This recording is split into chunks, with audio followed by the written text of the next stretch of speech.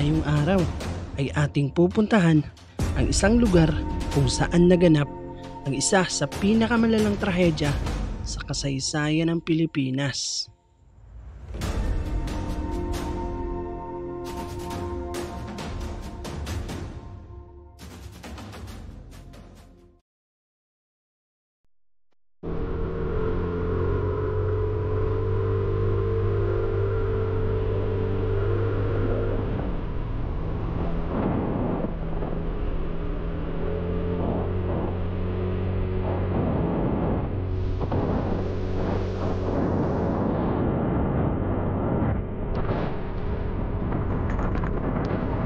So medyo madilim doon.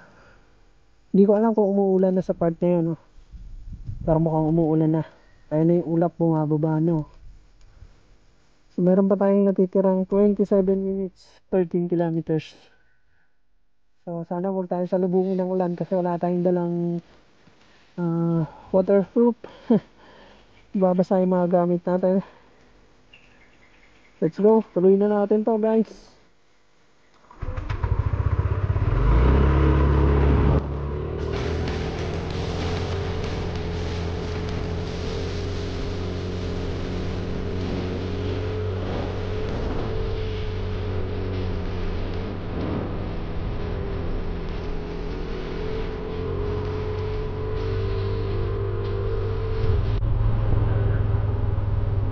Ito yung golf course.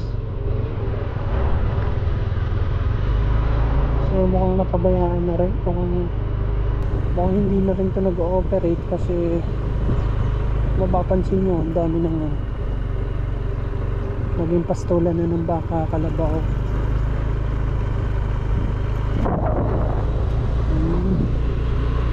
So nandito tayo sa part na to. Kailangan lang natin umikot dito sa may San Antonio para makalapit tayo mismo doon sa may Mark-Upper, sa may yung mga dating opisina nila, no?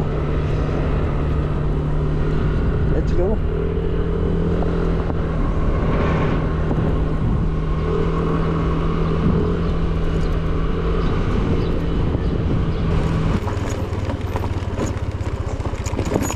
Grabe, sobrang talas ng mga bato, par.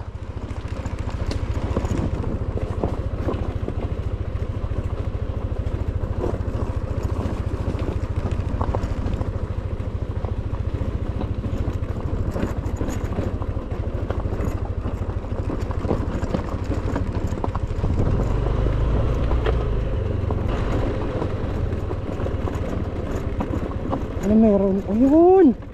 Ayun! Ayun, guys! Nakikita ko na, guys, yung Mark-Upper.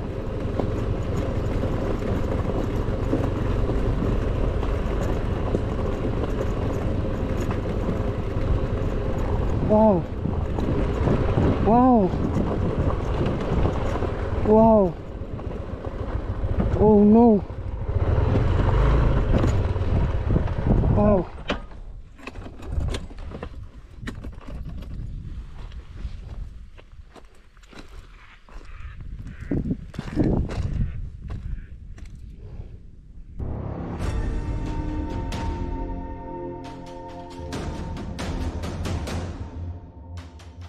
Magandang araw, mga buddy.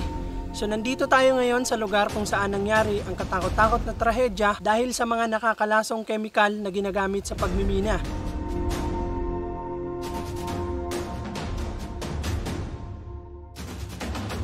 Ito ang Mark-Upper na matatagpuan dito sa bayan ng Santa Cruz, Marinduque.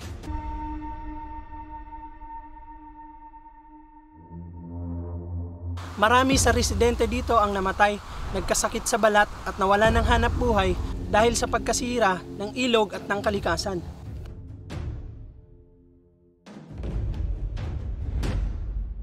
Taong 1979 nang magbukas ang minahan na to at sa taong 1984 ay nagsara naman ito dahil sa bumaba ang presyo ng copper. Ilang dekada na rin ang nakalipas mula nang maabandona ang minahan na to. Pero sariwa pa rin ang iniwan nitong sugat sa kalikasan pati na rin sa mga taong naninirahan na malapit dito. So kung mapapansin nyo, etong bundok na to, isa ito sa mga naapektuhan ng pagbimina. Kung mapapansin nyo, halos kalahati na lang yung natira dahil naubos na. At wala na rin halos puno, halos makalbo na yung bundok na to. Bagamat napakaganda man ng tubig dito, Pero ayon sa mga lokal na nakakausap ko kanina, is walang nag-a-attempt na maligo dito dahil na rin sa naglalaman pa rin ito ng mga nakakalasong chemical na maaring ikamatay or nakakasira ng balat ng mga tao.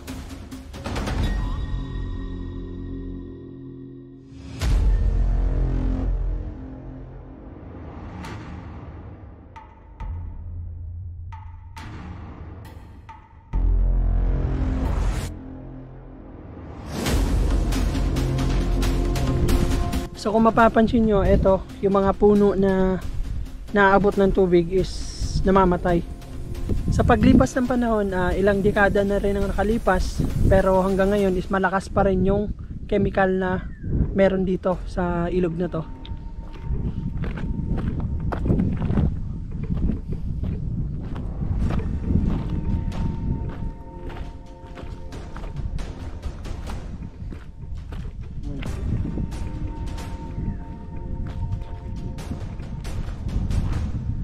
Dito rin pala kinukuha yung mga graba na ginagamit sa paggawa ng kalsada dito sa paligid na to.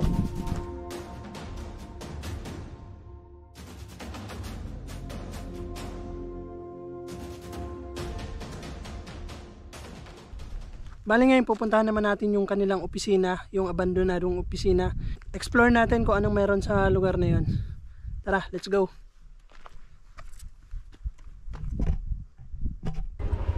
Huling sulyap.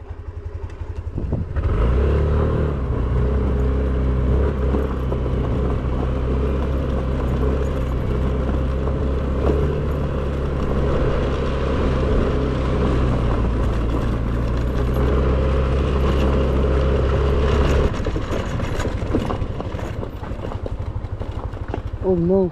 Ito ata yung mataas na part. Silipin lang natin.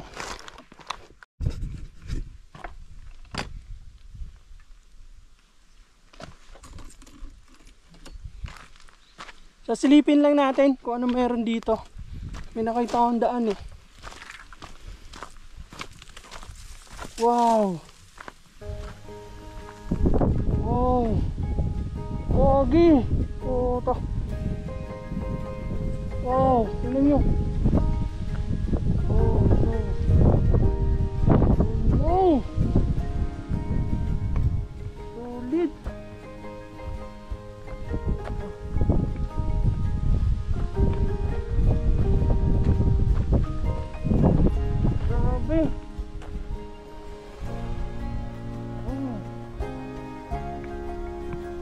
Saan nyo guys? Saan nyo ba kung gaano kaganda? Grabe, sobrang solid! Woo! Woo! Ah! Ah! Ah! Guys, tingnan nyo naman guys kung gaano kaganda dito guys. Bulakbol!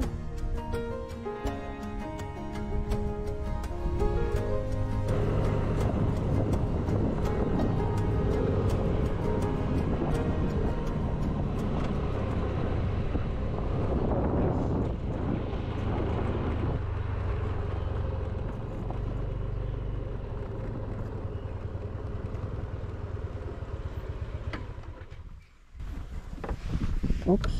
Lo. Lo. Mulubog.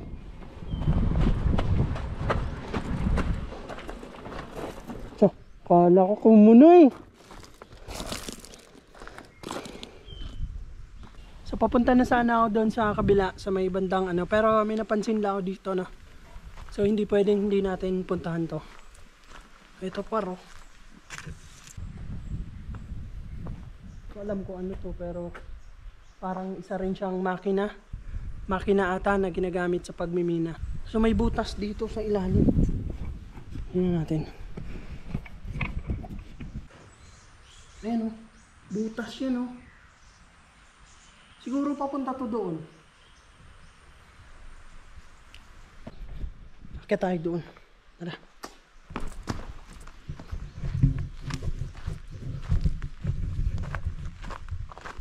Ay, ito. May daan. Tayo na, baka may ahas.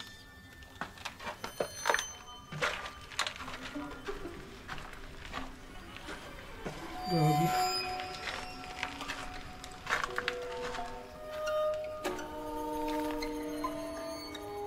Creepy dito, men. Ito, masarap mag-overnight. Ano yun? Parang may naririnig akong ano, lagaslas ng tubig. Oh, may ano. May ilog. May ilog dito sa baba.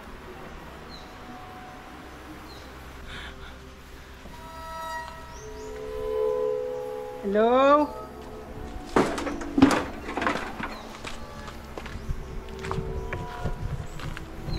Gogi. Otsa. Baka malaglag to. Oh, puro kalawang na.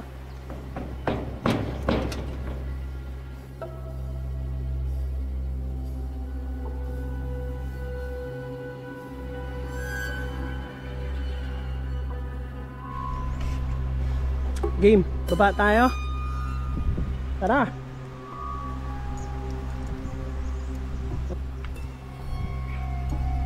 Okay, di ba? Di ba? Dahan-dahan lang, guys.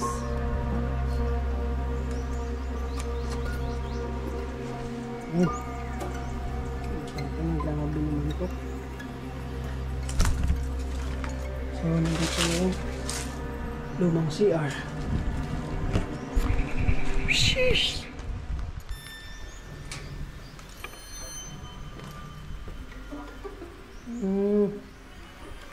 Ay, puta. Gagi, butik na. Tapak ka ng tapak, guys. Guys. Oh. Oh.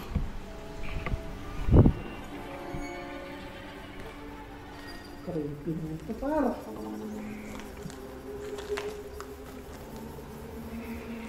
Lalim.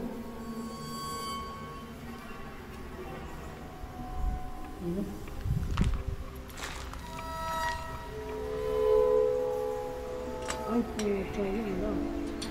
Wala tayong madaanan. Sara.